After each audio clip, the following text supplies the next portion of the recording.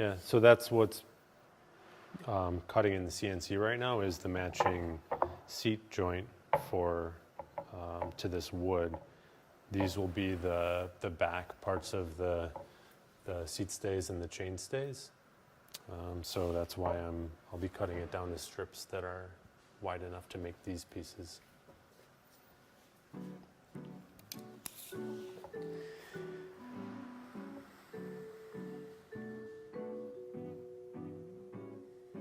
The simple answer is that when I first started, it was out of our basement and dining room of our house on Normal Avenue, over on the west side of Buffalo.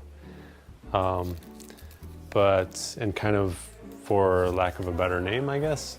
But when we started talking about using that as the name, it really fit because everything about the design of the bike is geared toward making it just like a normal bike. So you can just take it to a bike shop to have it worked on. You can ride it in the rain. The use of it is just like a normal bike. Even to the point where I started to experiment with making the bikes, it was never a huge hobby. It was still just a couple pieces of equipment in the basement. There was a lot of learning that happened when I first moved into the foundry.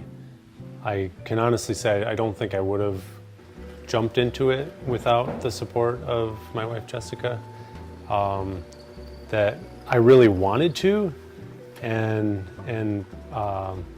got the encouragement and the enough of a push to just go for it from her. It's such a simple thing, but it is really scary to to just go for it like that. It still was quite a bit of a challenge for me, because from a corporate job, when you're designing something for an industrial application and you expect that the first prototype is not going to be perfect, so you do it, someone else does the testing, and then it fails and you do your second iteration.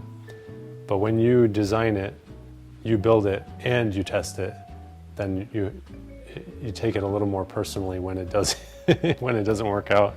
You know, as an engineer, that you design it, you build it, and then it's the first prototype. You test it and you take it to failure so that you can compare that to your simulation that you did on the computer and make a better iteration. But it was really difficult to take this thing that I spent months working on and put it on this test frame and just take it until it fails. Yeah, necessary but difficult step.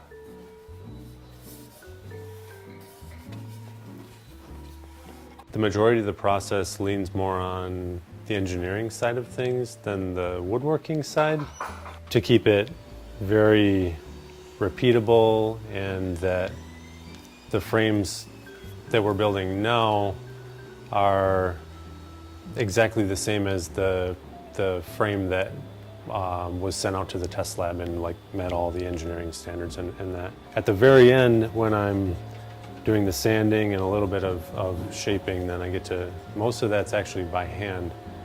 Most people have specific bikes for different uses. They'll have their carbon fiber road bike, their full suspension mountain bike, and then they'll buy the wooden bike as just to be the wooden bike, and usually it's a commuter or to ride it around town, that sort of thing.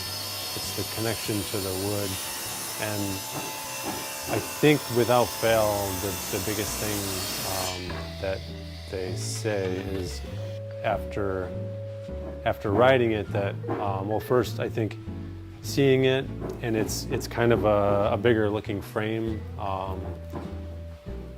to get the same stiffness and strength as a metal bike.